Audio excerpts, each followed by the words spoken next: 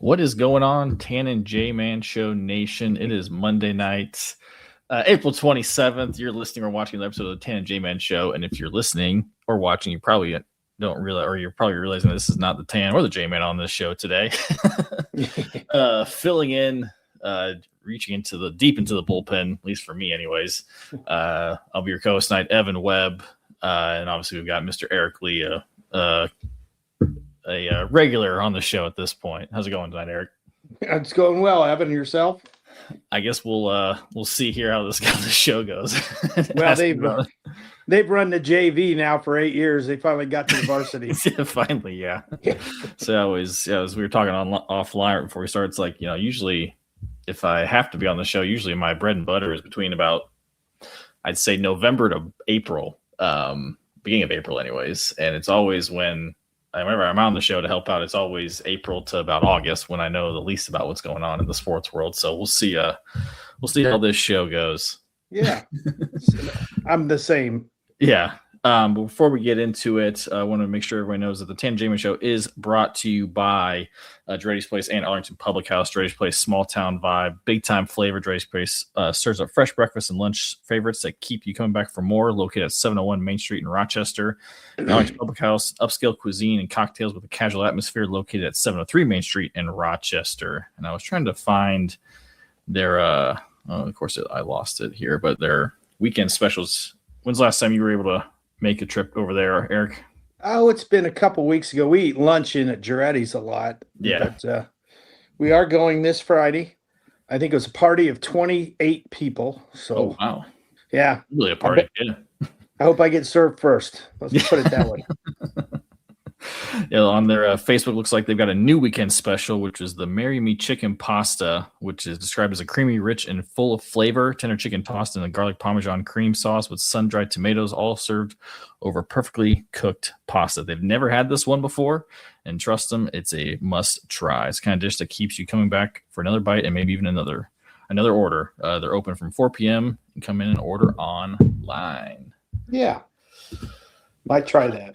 Yeah. Well, there has been a lot. Obviously, they didn't have a show last week, but there's been quite a few things that have happened in the sports world. Most notably, just this last weekend was the 2026 NFL draft, which I don't know about you. I don't know if it was maybe just because there wasn't any Purdue guys that were expected to be drafted, or that the fact that for my team, the Bears, they didn't have a top 10 pick, it felt like.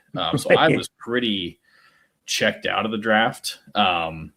I kind of forgot it was even happening until about Thursday after it started. Right. And I was able to I timed it pretty perfectly where I turned on the TV right when the Bears were getting ready to pick. But obviously for the state, it was pretty big where Fernando Mendoza was, there was really no surprise him going number 1 out of IU to really cap off just another unbelievable year that he and the program down in Bloomington had. Going to the Raiders. But it just felt like outside of that, it wasn't like it was the best draft. I don't know what your thoughts were going into. Yeah, depending who you listen to, they were saying there were probably 16 to 18 players that had first round potential. Yeah. So they thought it was a somewhat deep draft, but not a lot of star potential. Universally, it seems like the number one guy, not the number one position, that's obviously quarterback, but the number one guy was this Jeremiah Love from Notre Dame.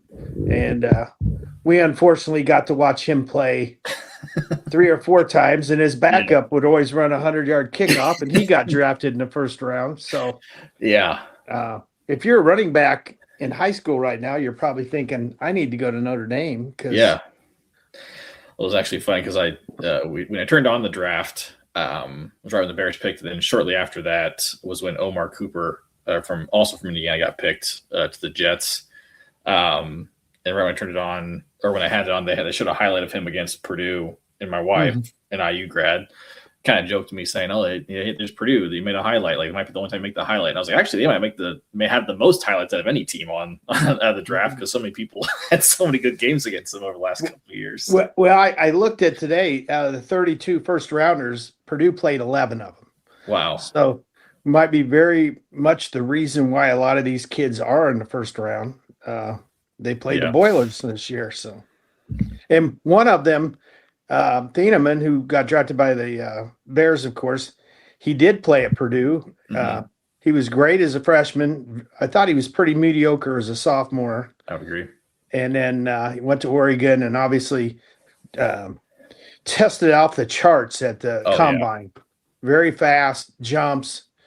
I have a good friend of mine that was a basketball coach at the high school he attended, and he actually coached his two brothers in basketball who played for Purdue. And was just telling me what a workout fiend this kid was. He was a good basketball player, but didn't want to, quote unquote, waste his time because he knew he was going to be an NFL football player, and that was his dream, and he made it come true. Yeah. So he was a kid that when he committed to Purdue, obviously we knew the family as a Purdue fan. But then there was he committed under Braum. Yeah. And then obviously Braum leaves for Louisville, and in comes Ryan Walters, and Ryan started bringing in a bunch of these, portal guys and transfer guys. And I thought, man, I'm not even sure this kid's even going to see the field. I mean, there are thoughts of him participating as a freshman, but he was definitely the better out of his three brothers, or out of his two other brothers. Only one to really get a scholarship out of high school. And lo and behold, he starts from the get-go and was described as the fastest kid on the field, and he showed it. We broke Purdue's interception record for a freshman. Was it a freshman or just a season record? It was a freshman record. Yeah. 6, I believe. Yep. Was a third-team All-American as a freshman. Led the team in interceptions that year. And then, like I said, had a pretty mediocre sophomore year. Yeah.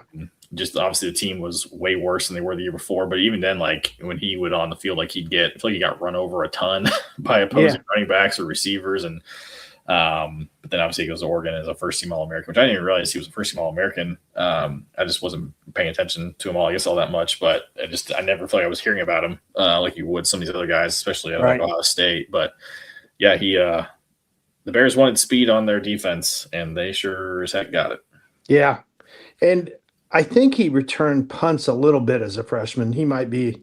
Yes, he did. I doubt if the Bears would use him in that capacity. I'm sure they have somebody else to do that. Yeah, they drafted another kid. I'm blanking on his name, but they drafted a kid in the early rounds that supposedly was going to be a kickoff specialist or return specialist. But the first round was dominated for the first time since I think 2016 by the Big Ten.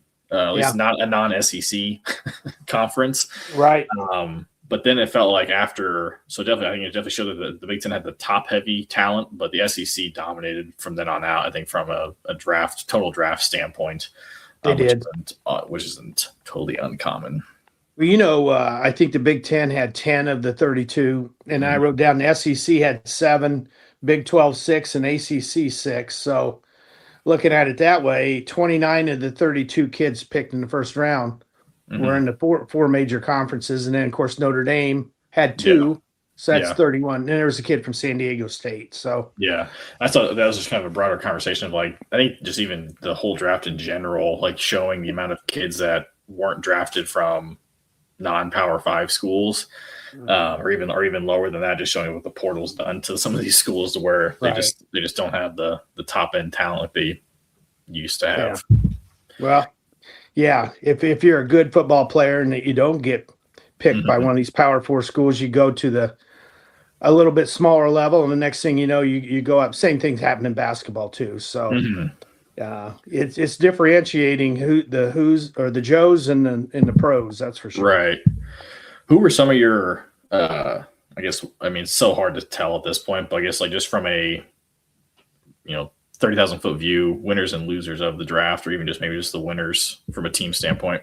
Well, it's easy to always call the winners the teams that end up getting 3 first-rounders or 2, but it looked just from a guy who watches football, but the Giants and the Cowboys did real well. Browns and Jets seem to do well, but those two organizations seem to always do well on draft day, and then it all goes to pot. So who knows? Yeah, they're so dysfunctional. Right. And then it always seems like Buffalo and San Francisco always trade down.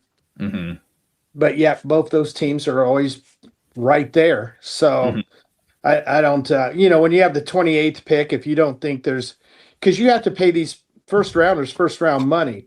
The thing I was hearing today, this Jeremiah Love is guaranteed $52 million over the next 4 years, which already makes him the highest paid running back.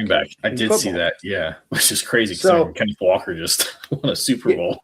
Yeah. So, do you want to spend that much money on a running back? If he is the best player in the draft, it makes sense. Last year we saw the Raiders take this Genty kid from Boise State, had no line, no quarterback, and had no room. Yeah. And right now Jacoby Brissett is the Cardinals quarterback as of this minute. Right. I think Gardner Minshew's his backup, and we've all seen Gardner play too. I mean, he's a good – they're both good backups. Yeah. So now Cardinals do have, Marvin Harrison Jr. sitting out there, and then they got a great tight end. So maybe they're building something. We'll have to see, but he's still going to need a line. But those are the teams I kind of thought won. I thought the Bears did okay. I've been hearing mixed reviews on them. They got a center from Iowa, and if you're going to get a center from anywhere, you go get Iowa linemen. Yeah. Yeah, coming into the draft, the biggest thing I was always reading just from Bears beat writers or bloggers or podcasters was like, do the trenches or what's needed, and then just really any defense, just because their defense last year, if they weren't causing turnovers, they were pretty pedestrian is probably being generous. And so obviously they got Thieneman off the get-go, which is great for the safety for the backfield. We got the center from Iowa. Then they took a tight end in the third round, which I thought was interesting. Yeah. Especially because he's not a receiving tight end typically. He's a blocking tight end, which I guess I think they played 12 personnel more than anybody in the NFL last year, or at least one of the teams that played the most. And so obviously when you're playing two tight ends, you need someone to spell one of them. But that was a head scratcher for me. And one of the things people kept saying that he was an edge rusher, and they didn't really take a edge rusher until late in the draft. So not someone you think that he'll be a day one impact guy. But I mean, I guess in year one of Ben Johnson, I think he earned a little leeway. So I guess we'll see what happens. I did hear a guy today. It was Matt Hasselbeck, who was a quarterback in the NFL for 18 years, and they asked him who they thought would be the surprise, pick in the NFL draft, and he said that kid that tight end that the Bears got. Okay. He said he's, Andrew Luck just raves over him, and it didn't seem like a position of need since they have the Loveland and Komet. Yeah. But Hasselbeck said he thinks the Bears would go to the 13 personnel more. Oh, okay. And so who knows? I'd never heard of him. Me neither. So Stanford games start at 10 o'clock on TV or whatever. So, yeah. The interesting tidbit I saw about the Bears was that they were the only team between 2019 and 2025 to not take a defensive player in the first round. Oh, really? Yeah, because in 2019 they didn't have a first round. They didn't have a second round pick because that was from the Khalil Mack trade. But they took David Montgomery in the third round. 2020 they had no first round pick, but they took Cole Kmet in the second round. 2021 they took Justin Fields at pick 11. 2022 they didn't have a first rounder, but they did take Kyler Gordon in the second round, so that's a defensive player, but it's not in the first round. 2023 they took Darnell Wright, a lineman, at pick 10. 2024 was obviously Caleb Williams and Roma Dunze, and then last year was Colston Loveland. So, and then this year finally they got Dylan Thieneman. So yeah, and they have hit on a few of those. Obviously, Justin Fields one they probably wish they had back, but what'd you think of the Colts draft? Well, I was kind of looking at that today too, and quite frankly, I hadn't heard of many of them. They got a linebacker from Georgia in the second round, is C.J. Allen, and of course, then they got Deion Burke from Oklahoma, who was a Purdue player, but he seemed to have stone hands at Purdue. Yeah, but I remember his second game at Oklahoma, he scored 4 touchdowns. There you go, but. So we'll see if usually if you're drafted, you almost always make the team, but seventh round, is obviously the one where you might not. But and then obviously the Hoosiers had a heck of a day or a heck of a draft from obviously their best season ever. I think they had 8 guys drafted. 7 or 8. Yeah, 2 in the first day. with Mendoza and Omar Cooper, and then Elijah Surratt get drafted. Actually they had the Jets took two guys. They took Omar and then D'Angelo Pons. Right. The one stretch they thought was the running back. I think his name's Black or whatever. Went in the third round to the 49ers. But I also heard Hasselbeck say that he was also regarded as the best pass blocking running back in the draft. Yeah, I could see it. He's a truck. Yeah. Well, yeah, IU could run. They could run the ball, every time first down, it'd be 2nd and 4. And it was him. And then, he obviously had a great line. So that was a big key to their season. They had two good running backs and a really good line. And in the receiving core was outstanding. The Becker kid's coming back, and he probably will be a first rounder next year. Oh, easily. Yeah, at least if he puts the production he did in the back half of this last season, for sure. I saw a mock draft today. It had him 18th or 19th overall. Wow. So yeah, I believe it. It's crazy. Yeah, it really is. It's hard to say all that stuff. So. Yeah, actually, Iowa and Washington both had 6 and 7 guys drafted. So I would never guess that. Yeah. No. Yeah. Because Washington had a pretty mediocre year. Iowa's always 8 and 4. So that's just Iowa. So. And then I saw that I believe now every single starter from Ohio State's championship team from 2 years ago has now been drafted. Except for Smith, their best one of the bunch, he has to play another year of college. Sorry, defense. On their defense. Oh, defense, yeah. Yeah, the entire defense, starting defense from 2 years ago has been drafted, I'm pretty sure. I think, after watching the college football playoff and then watching the early rounds of the NFL draft, I think you can easily say Indiana, Ohio State, Miami, and Notre Dame were the best 4 teams in the country last year. Notre Dame didn't make it because they lost, their first 2 games. But the Ohio State have 4 of the first 11 kids drafted. That's ridiculous. And I think they're trying to be the first that never had 4 and 10, but they missed it by a pick. And people couldn't believe Downs dropped to 11th. They had them slotted like a 7. So the rich just get richer. It feels like. They do. They really do. It's ridiculous. Yeah. And actually, my trivia question is NFL draft related. It's kind of a couple parts. Let's see if I can get back to where I had it. Can you name me the NFL draft class that has produced the most Hall of Famers? What year the draft class was? What year all those players got drafted, yes. Okay. Well, we know it's not in the last 5 years because they're not eligible yet. Yep. I have a guess right off, but that's probably not right. So, okay. Yeah, I think it's according to the Pro Football Hall of Fame website. I believe it's 10 players. Yeah, according to the website, it's 10 players were drafted. One clue: were you born yet? No. Okay. All right. Yeah. I was not. So you want me to give that at the end of the show then? We can do that. Yeah, it's fine. Yeah. Or if you want to do it right now, I got one original guess here. Okay. And it's just because of the quarterbacks, but my first thought was 1983 because Elway, Marino, Kelly, but I don't know how the rest of the that's probably not it because you're not saying, that's it. That is incorrect. Yes, that is incorrect. Yeah. Okay. So we'll see if you'll you chew on it. Give me a little time and I'll try to figure it out. Yeah. All right. Anything else on the draft? No, I didn't. I like you. I didn't pay a great deal of attention. So yeah.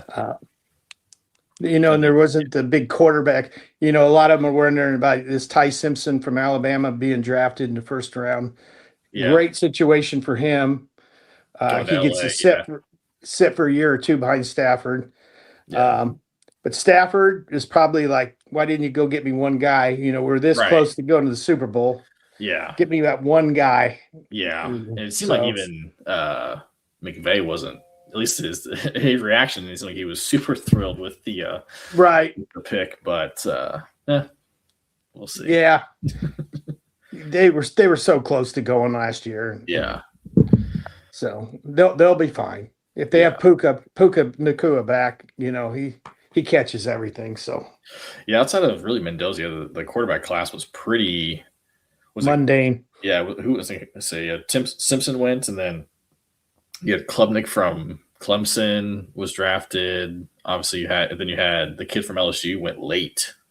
He was a Heisman hopeful coming into the year, and injury hurt that. But Drew Aller from Penn State went to the Steelers. Yeah, but and then there's a running quarterback. I think his last name's Green from Arkansas. Went in like the 6th round. Yeah, you're right. There wasn't much, and next year's supposed to be pretty loaded. Yeah, you got Arch Manning. Yeah, Ryan Brown. Yeah, hopefully. Yeah. So it's loaded. Yeah. You've been watching much of the NBA playoffs? Yeah, I mean they have 3 or 4 games on every night. I pay attention. The Pistons are a little bit in trouble. I mean, they're a number 1 seed and they're down 2-1. Yep, on the road again tonight. Yeah. Yeah. And Orlando was supposedly going to be, a 3-4 type seed this year, and they were injured all year. So now they're finally healthy. Yeah. Which, by the way, I'm shocked at how good a pro Franz Wagner was. I was not that impressed with him at Michigan, but he's turned into be a really nice pro. Yeah. So that's an interesting one. Obviously, if you look at it, San Antonio and Oklahoma City might be dominating the NBA for the next 7 or 8 years. And they're both very young. Mm-hmm. And Oklahoma City gets another first-round draft pick this year based off a lottery pick, based off a trade with the Clippers from years ago, I think. And, San Antonio, they've got that 7'5" monster in the middle, blocks every shot, and he gets every call, too. He's already getting the superstar treatment. I haven't watched much of the NBA just period, but I was watching a little bit of their game yesterday. I just haven't paid attention mostly because I'm just so locked into college basketball during basketball season. But just Wembanyama's skill set is unreal. Just to see a guy that big to cross up a guy, take a back step, fade away, like it's just it's so dumb. But and if he averages 4 blocks, he alters another 6. Exactly. So, and they've got good young players. The Castle kid that was from Connecticut a couple years ago, he's a really good pro. De'Aaron Fox from Kentucky. Yep. So they're set for the future, and so is Oklahoma City. Yeah. San Antonio's got Harper from Rutgers. Last year. Yeah, and he's done really well. Yeah. Much better than Ace Bailey, his college teammate, who did okay. Like 12 points a game, something like that. But I think it was Harper and Cass were the first players. I think it was like either in their first or second year, or maybe just under the age of like 21 to average 25 in a playoff, or to score 25 the same game since like it might have been like Russ and KD or something.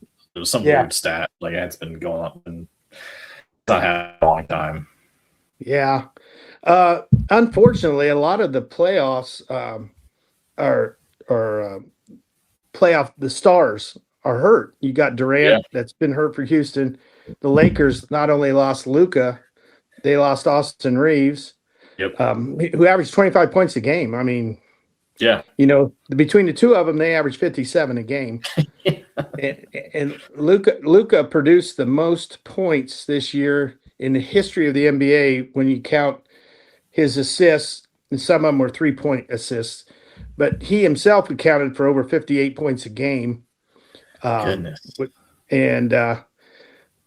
And yet, LeBron's kind of turned the clock back a little bit here in the playoffs and playing really well. So that's kind of a shocker because I think everybody had the Lakers getting swept without their 2 leading scorers. Right. But there's other guys hurt too. You had a guy for Minnesota, Dante DiVincenzo from Villanova. He tore his Achilles. And if you look at the last 2 years, you had Dante DiVincenzo, you had Tyrese Halliburton, you had Jason Tatum and Damian Lillard all tear their Achilles, and they all wear number 0. Just something that's really bizarre. Yeah. That is interesting.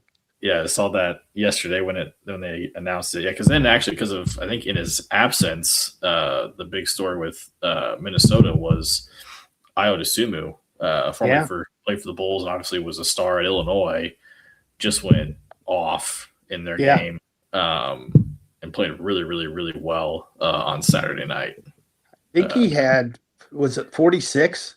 I'm pulling up right now. 43, 46, something like that.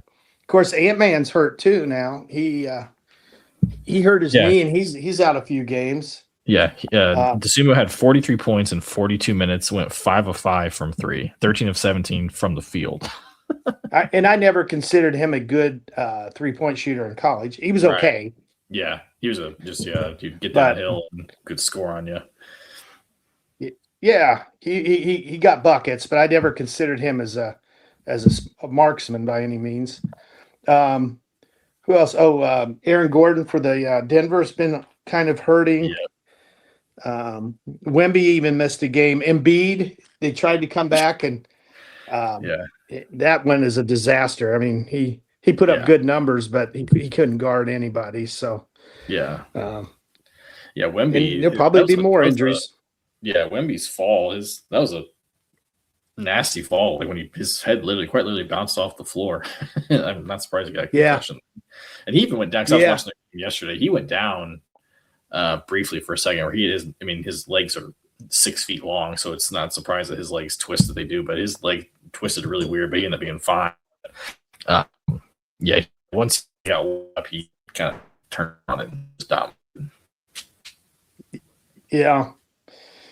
So the it looks like to me it's going to be between Oklahoma City and San Antonio in the West. I thought the Nuggets could compete, but they're down 3-1. And on the road, yep. And then you almost have to think Boston's now the prohibitive favorite in the East. Now that Tatum's back and seems to be back in groove, so they have so many good shooters. Yeah, I was watching some of the Cavs-Raptors game yesterday, and obviously Cavs have Harden, which it shows how much I pay attention to the NBA. I totally forgot Harden was even on the Cavs. But like with him, Donovan Mitchell, and that kind of scoring punch, they had a big lead late in the fourth and blew it up in Toronto. So that game that's now tied 2-2, and they were. Was Cleveland the 1 seed last year when the Pacers upset them? They were, I think it's unfortunately for ESPN, we won't have a Boston Knicks Eastern Conference Finals like they probably won just because of the way they're seeded. But that would definitely draw tons of ratings. But I think definitely Boston's the team out of the East. That's the team to beat. I agree. Yeah, in Toronto, shot 32% yesterday. He said it was the third worst shooting performance in a victory in NBA playoff history. So, or at least maybe not in the early 50s, but let's just say in the modern day NBA. Yeah. It's 30 or 40 years. So, yeah, that was interesting. Yeah. So, yeah. Kind of sticking with the basketball theme too. I guess since the last time, I guess the Tanya Jamin show was recorded in the college world, the transfer portal is now officially closed. I'm not sure how much you've paid attention to the players coming and going in and out of the portal. Obviously, our standpoint, Purdue, we were very lucky and really kind of an anomaly in today's world of having 0 scholarship players transfer out.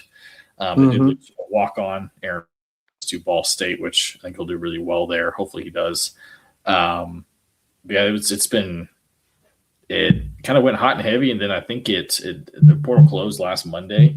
And I thought you'd still see things go pretty crazy, but I feel like it's really slowed down. I think part of that has to do with this whole 5-and-5 rule, which people who aren't caught up on that, the NCAA is proposing a rule where players have, once they come out of high school, they have 5 years to play. 5 years to play 5 seasons, essentially. So kind of essentially eliminating the need for a red shirt. And the thought was if they enact that, they would be grandfathering in a bunch of these guys who just graduated and are out of eligibility, which would just be I mean, it's already chaotic enough, but the fact that you introduce thousands of more players, but just before we start recording it came out that they probably aren't going to do that, which I think is good. Me too. As much as I'd like to have Fletcher Lawyer back on Purdue another year, but that won't happen. But yeah, have you been paying attention much to the portal since Purdue's off and on. Obviously, the schools that people are highest on as far as what they received in the portal were Louisville, because they got 2 legitimate college stars, and Texas, I guess, made a good haul. Indiana Texas, obviously got a guys. Yeah, Texas has essentially turned over their entire starting 5 outside of their big man. Yeah. Indiana, and you knew Indiana would have a good haul because they literally only have 1 kid coming back. Yeah, and he wasn't a starter by any means, so it's like and he had all the money and unlimited starter minutes to offer. So and they did get some good players. The kid from Alabama they got is going to be a real help, and Marcus Burton, ex Mr. Basketball from played at Notre Dame. They got a kid from Duke, and just because he came from Duke, you assume he's good. Yeah. Who knows? I didn't see him for much, but he was a top 40 kid in high school, and he came out of high school as a really good shooter, but he has not proven it at Duke. But you wonder if that's just maybe just from a lack of consistent playing time. So obviously he should be, because they haven't really picked up much since outside of their starting 5 from what I too. So you wonder if maybe they were waiting to see what this whole rule was. But I think honestly, a lot of all these teams is a lot of people going to the Europe route for some of these bench guys that, taking a flyer off. I mean, I know Illinois did that last year and for a couple guys and it didn't work out, but that's one team that they're not going to show up on a top portal class because they only got like 1 or 2 guys. But Illinois, the fact that they were able to retain all their guys that they outside of the guys who were going pro and graduating, but they held on to a lot of their core from a Final Four team. So as much as I hate to say it, they're going to be a Final Four heavy favorite going into next year. I did see that Stojakovic put his name in the NBA draft. With the ability to come back. I doubt if he got drafted, but because he's kind of sleight of frame, very good college basketball player. I wouldn't call him an exceptional shooter though, like his dad is an all-time shooter. But he got to the foul line. I mean, he's a good player. And they, of course, the Avicic brothers and Michigan went and got Tennessee starting center. PJ Estrella, solid player. USC supposedly loaded up pretty good too. Yeah, they picked up. Who did they just pick up? Who did they? Oh, they got a kid, the backup center from Connecticut, Eric Raby. Here's his name. Which I know Purdue recruited a little bit out of high school. And actually, Josh sent a text to our group chat, speaking of college and the pros, where it says the NIL era is flipping the NBA draft on its head. Only 71 players entered the 2026 NBA draft per the NBA, down from 106 last year and a peak of 263 in 2021. Yeah. So I heard on Sirius today when I was driving somewhere, and they were talking about the NIL and the effects it has on these 18 to 22-year-old kids. And the guy made a great point. He said some of these kids will make more money as 20-year-olds than they will when they're 30, 35, 40, well into their careers.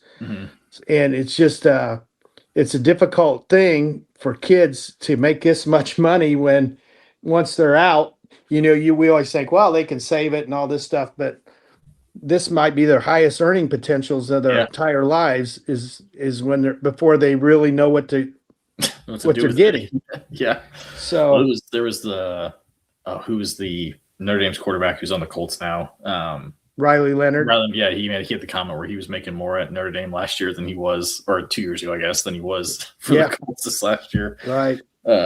Which is, it's true. You're hearing some of the numbers that are being thrown out, especially for big men. I think it's just funny to see the market kind of react to whatever's going on. Like obviously Michigan wins with playing with a big lineup, and then everybody's trying to go out and recreate exactly what Michigan did. Which is like putting premiums on big guys where you're seeing, guys who were just really average, maybe average 10 points a game, and maybe a crappy conference, and you're hearing, which who knows if it's even true, but you're hearing offers of $4 or $5 million for a guy who was probably a backup on your team last year if he was on that same roster. Right. Yeah, it's crazy. And how do you tell your players, guys that maybe have been on your program 2 years, 3 years, going into their fourth year, that they're going to make this much money, and you're going to bring somebody in that's going to make 3 times as much money when you're supposedly building a culture. Yeah, I think that's why you've seen a lot of these schools that are doing the total rebuilds year in, year out, just because I think Texas is a great example. We saw a kid in where they had guys, and if they want to come back, they're probably going to make a certain amount, but then they're bringing in these guys and probably paying them a lot more, which is why you see guys like Cam Heide transfer again, ending up at South Carolina. It's tough. I think it's probably the reason why I'm guessing Painter hasn't delved into those waters as much as other coaches, is probably because it's probably exactly what you said. If he promised these guys who have stuck with him to, he wants to honor their commitment, but it's tough to do that when you're overpaying a guy same position who hasn't even played a second. Yeah, and it's hard to over recruit on kids that have been waiting patiently for their chance. Yeah. And, Purdue's a great example. We don't know what they're going to be next year. Everybody's going to have a much bigger role than they had, and some might excel at it, and maybe they won't. But you can't just pigeonhole that Jakari Harris is always going to be a 5-point guy. Right.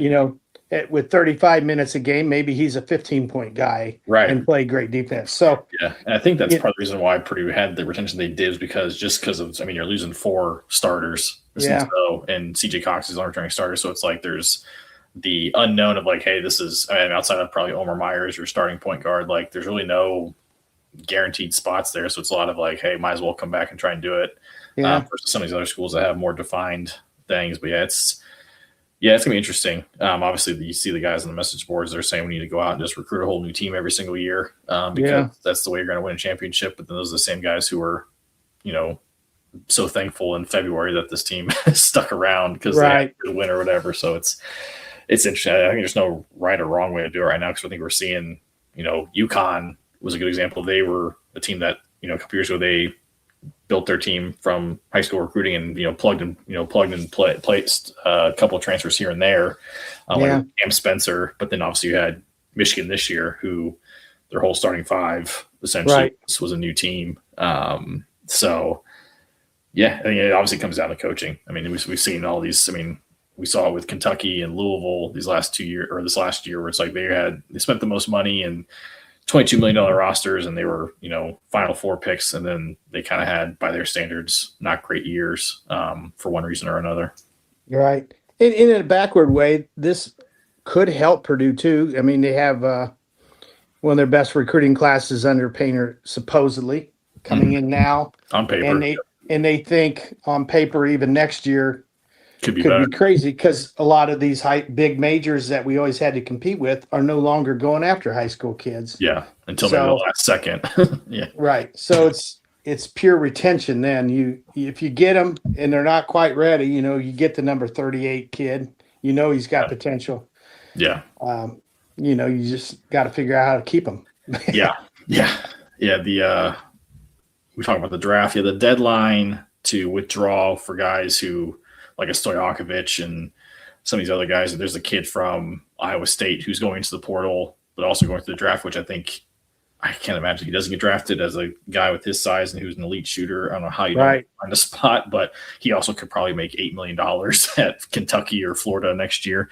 But the deadline to withdraw is May 27th. But the interesting deadline is June 13th, which is for international prospects, which I didn't think would be a note that would even make 2 years ago. But with the way that we're having all these international guys now come to college basketball, whether they're 18 or now even 22, 23-year-olds, it's interesting to kind of see, because, the portal's closed out, guys can still commit and all that. But just kind of, it's the recruiting will go well into the summer, as we saw as Purdue fans last year with the addition of Omar Meyer late in the year. And but it's going to be interesting. Yeah. And that, Illinois was probably one of the leaders in grabbing that foreign talent. Oh, yeah. And I just saw today, I can't think where he went. His brother's all-star forward for the Utah Jazz, Laurie. I can't pronounce it. Yeah, his brother just signed with somebody today. Is that his brother? Mm-hmm. Okay, yeah, the kid he's going to Arkansas. Yeah, so he is. Arkansas's now got the number 1 ranked recruiting class. So that's Calipari too. I mean, love him or hate him, he's always going to get players. Yeah, that was a kid who he played high school basketball in Arizona, and then he went to Finland and played professionally. But yeah, he is 6'10", can shoot it. I suppose there's talks of him being kind of a bit of a head case, but that was also when he was in high school, which high school kid isn't, especially when you're at the level that those guys are at. Absolutely. But yeah, he was one that they thought he might go into the draft, but but if he went to college, he was going to make a lot of money. And I saw that. I think Arkansas is the only school he really, truly, really visited because he couldn't visit when he was overseas. But yeah, I watched a little bit of him just from his tape, and then I watched him at the Nike Pro Summit, whatever that was, a couple weekends ago, and he's the real deal. Yeah. So who knows? Like the Wagler kid that played for Illinois last year, who knew he was going to be what he was, right? So, came out of nowhere, and right. So there'll be some of those guys too. So. Yeah. And moving on, we obviously have baseball season's going hot and heavy. I'm not sure how much you've watched. I have not been paying attention to much, but I did make another call to the bullpen to our good friend of the show, Aaron Lynch, on his thoughts on the White Sox. Yeah. Well, they got the kid tied for the lead in home runs. Yeah, he is incredible. It's home run or strikeout. But it's he's been definitely the highlight of the season, for whatever you can call that, because it's been a pretty pitiful season so far. But the things I wrote down about baseball is the Braves are already 6.5 games up in their division, which is crazy this early. Yeah. All 5 NL Central teams are above 500 at this point. Mm-hmm. That's not going to last. No. Well, there was a stat. It was last week, but there was more NL Central teams above 500, which were all of them, than there were AL teams above 500. Period. At one point last week. And then the Phillies, Mets, Astros, and Blue Jays are all off to horrible starts. Yeah. And the Blue Jays were 1 out away from winning the World Series last year. So. And then the Sacramento A's, Oakland A's, Las Vegas A's, they're winning their division. Wow, yeah. Which I think Tanner predicted on the Tan and J-Man show for some stupid reason, but he ought to put a picture of it right now. But I think they're winning at like 15-13. Yeah. So it's not like they're dominating, but yeah. But big thing for the White Sox is I guess the thing that's interesting right now is they did bring up the Schultz kid, the pitcher. He's 6'10". Oh yeah, I saw that. So obviously he's getting all the Randy Johnson comps just because of his size. Schultz, he had 8 strikeouts in his second start. Was a no decision. This is from Aaron Lynch, so I'm stealing his words specifically. But he said he's probably gonna pass Chris Sale and Crochet this week in most strikeouts in his first 3 starts, which would be 21. He's 6'10" lefty, and he was their top pitching prospect. And he got called up about 2 weeks ago, so it's been the talk of the South Side. Well, they're obviously much better than they were last year, and they were way better last year than they were the year before. So they're coming. Yeah. Which also noticed that the outfield is the worst, and probably the worst in modern day baseball. There you go. Yeah. Yeah. So other than that, I there's a couple players I'm a Mike Trout fan. I see he has 9 homers, but he's only hitting 230. He was so good a few years ago, and injuries have kind of derailed him. Yeah. And I do follow the Cubs, and I know they've been hot. They've been hot. But they've lost the last two, and they had to go to the Dodgers. Now they got to go to the Padres, and they're down a bunch of pitching, so they just kind of got to stay in the hunt for a while. Yeah. I saw a tweet. I didn't look at it too much, but it was a graphic of all their pitchers that were on the DL, and it was or on the injured list, and it was a lengthy list. Yeah. Yeah, so they start out with a pretty easy schedule, but I thought the Mets and Phillies would be tough series, and they're both they're 9-19. Yeah, both teams. So hard telling. It's still early. Yeah, super early. Yeah, big market teams will make their push for a player here. I always say wait to the first 100 games, and if you're like 55 and 45, you go for it. And if you're 45 and 55, you sell. Yeah. So, absolutely. One thing we need to still make sure we do, I know the Tanner always says want to get educated. So I do have the on this day. Pull that up here. All right. On this day in sports history for April 27th. In 1903, first Highlander, which is Yankees, shutout Philadelphia A's win 6-0 back in the day. There you go. I'm trying to see what's 1929 Ryder Cup.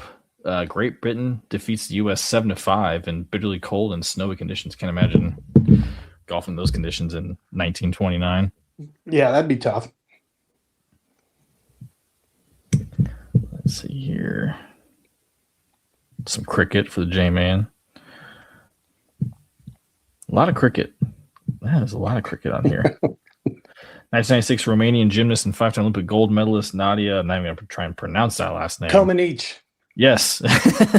Weds American gymnast Bart Connor in Bucharest, Romania.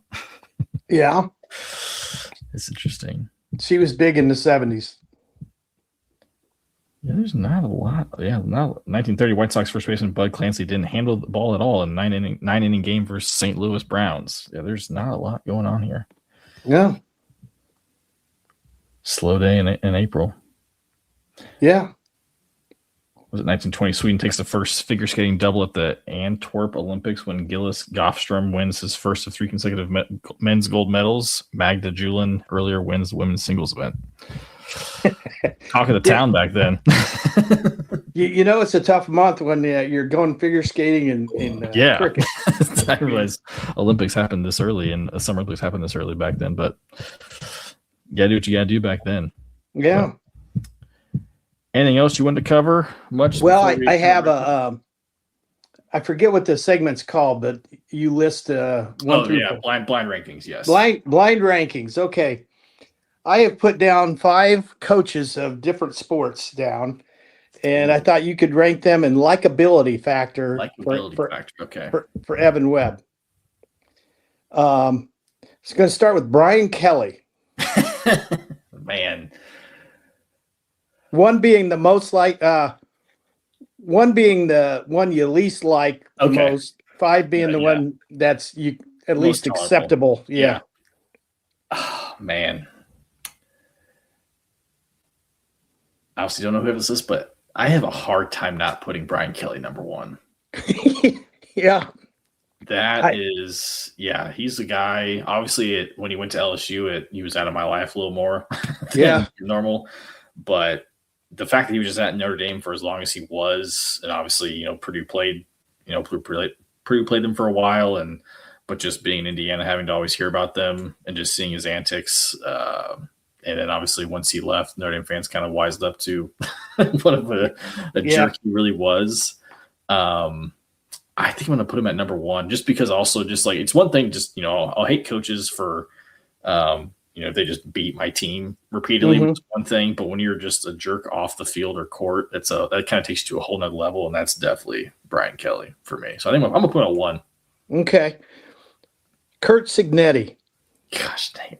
This is a guy who is a good example of that. Obviously he's only 2 years in. But man, he's made my life miserable for 2 years. Yes, he has. But it's like, and I was kind of thinking about this. I don't know if I talked about it on the world famous Boiler Breakdown podcast or not. Where it's like and it's just maybe just the way the portal has gone, but it's like outside of just the uniform, I didn't hate that team just because I know, like, I agree. It's as what's the old Seinfeld joke? You're cheering for laundry, so at that point I was just hating the laundry that they're wearing. Right. But I mean, like they weren't jerks, and also they were only there for a year or two, so it's not like you got to grow and hate them like you could previous years. But yeah, it still was miserable. I'll put them at 3. Hate them, but it's there's a lot of respect there though. He's absolutely a fantastic coach. And I thought he was a huge jerk the first year. And then this year, I didn't think he was. I thought he ran it up on people last year. I mean, they were playing the bucket game, and Purdue had kids quitting all over the place. And Ryan Walters, and he ran a in the snow. fake punt up 49-0. Yeah. And I thought, what a jerk. But this year, I didn't think he was near that bad, and he just had a great team. Yeah, I think part of it. I don't know. He may even said it too, like where it's like part of it. He was just trying to just light a fire into the fan base of like you can be that. And went to obviously then they let their playing do the talking this year. Yeah, last year I guess. And I mean, they had nearly a full house at their spring game. I mean, who does that outside of Tennessee and Alabama? And that's ridiculous. Maybe, yeah, it's crazy. Yeah. All right, how about Bill Belichick? I didn't hate him as much as other people did. Yeah. Mostly because I wasn't a Colts fan, so I enjoyed me being the jerk that I am. Enjoyed seeing Colts fans mad at whenever they won. But do I hate him more than Cignetti? I think I do. So I think I have to put him at 2, which is I think I really screwed up this list. All right. How about Dan Hurley? That's one that like prior to I don't know what it was, maybe just because I was cheering for him against Illinois. Sorry, Jalen. Where he would have been a lot higher. But he's just he's a really good coach. I like how he actually runs his program. The fact that he's what in terms of his program love for Purdue to get to, obviously 2 national championships would be incredible, but just from retaining guys, getting good talent and kind of plugging and play with your transfer as you need to. So I'll put him at 4. Okay. Well, he's obvious. In a way, he's like Cignetti. You just have to salute him because they obviously. I've seen a lot of comps to even a Bobby Knight, especially from the emotional outrage he has at certain things. But he acts terrible on the court. Times. Yeah. But he obviously is a great basketball coach. Yeah. And then I'll finish it up with you probably would put him at 5 anyway. Tom Izzo. Yeah.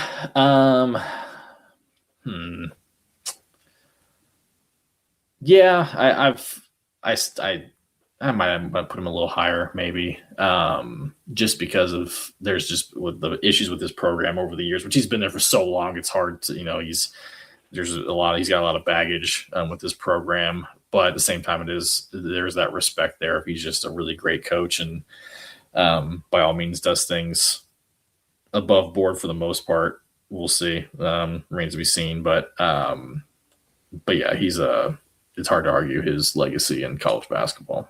Yeah, a lot of stuff gets pushed under the rug on Izzo. All the different kids have been accused of things and domestic violence and whatnot. I will say, the same Michigan State team in 2000. If you hadn't seen college basketball in 25 years and then you saw them play this year, they play the same way. Yeah, yeah. I mean, they rebound the heck out of the ball. They don't shoot all that great, but they rebound the heck out of the ball. And, if the other team does score, they throw it and they get it down there in about 1.2 seconds. And they always have a good point guard, it seems like. Mm-hmm. So, And they have big men that are 6'9" and just built. Xavier Tillman and Brendan Dawson. I mean, you can name the same guy every year. Yeah. So you can rebound the ball. It's physical. Yeah. It's and Izzo's over there whining. Yep. Getting the call. Yep. Obviously, working the refs, getting the calls. Yep. That was good. That was a really good list. I'm not sure if I honestly I'm trying to think. I might move Hurley above Cignetti just because of he's been around longer, so I can hate him a little more. But also just because of where Cignetti coaches.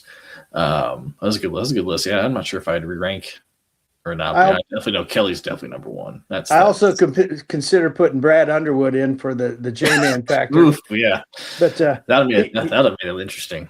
Yeah, and Charlie Weiss. So I had some other names. That's a good one. That's a good one. Yeah. Yeah. Actually, I had this conversation with one of my sales reps just like 2 weeks ago. He was like, "So what coaches do you like?" Because I was just going off on all these coaches, but that was a good list. I actually did have another note. This is in the realm where the J-Man never talk about. I know you're super locked into English Premier League soccer, right? Oh, who isn't? Yeah. Are you at all aware of what's going on with the Tottenham Hotspurs? I am not. Yeah. So for those who don't know, and you're aware with like European soccer, like relegation and all that stuff. Yeah. So every year, the bottom three teams in any division get relegated to the league below, and the top three of the one below get moved up. Of course, it's my team, Tottenham. They're based in London, so they're one of the biggest teams, one of the biggest markets. They have the third biggest stadium in all of the Premier League. They are currently, if the season ended today, they have 4 games left. They would be relegated for the first time ever. They've never won the Premier League, which has been around since like 92. But it got me thinking, like, what team, like NFL team, like for the fact that just given their size, their marketability, they're usually always kind of in the hunt. They've never won the Premier League, but they're always kind of usually in that top half. But they're on the verge of being relegated, and it'd be massively embarrassing for the team to really with that much money. And I was thinking, I honestly thought, like, given when the Premier League started, like in the 90s, like you could easily say, I was like, the Chicago Bears would be one. Haven't won anything since then. Huge market, but have been close a couple times to either in the playoffs or the Super Bowl, but have never gotten it done. I was trying to make that comparative, and I think that's who I landed on was the Bears. I can see that. Maybe Dallas Cowboys, not quite as big a market, but my goodness, they haven't done squat in 35 years. So so if you like seeing teams squirm, tune into it because they've got like 4 games left, and they're as of right now they are on the verge of relegation, which is like wild. Considering their stadium holds like 62,000 people, that place will be empty next year if that's the case. Well, I almost gave you for a ranking list sporting achievements of Tan and J-Man both, but I couldn't come up with one.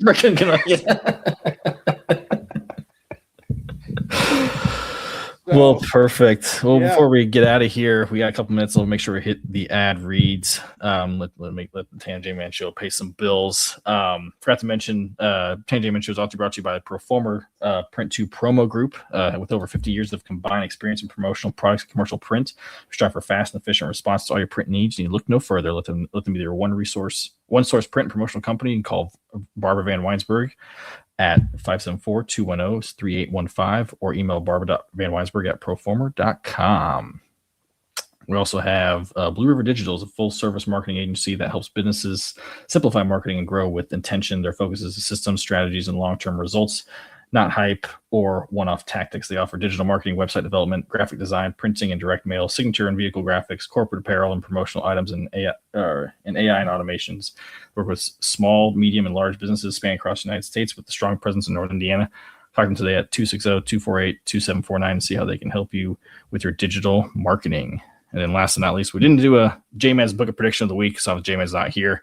But that's brought to you by Travis Wottring, insurance multi-line agent for Indiana Farmer Insurance, specializing in home, auto, life, and renters insurance. Call Travis at 219-869-4561.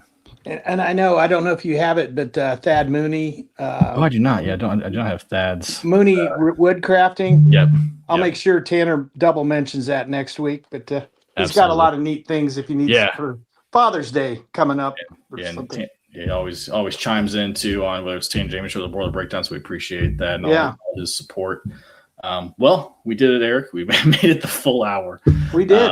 We did. Appreciate you helping me out today. Like I said, no, it's a tough time of year.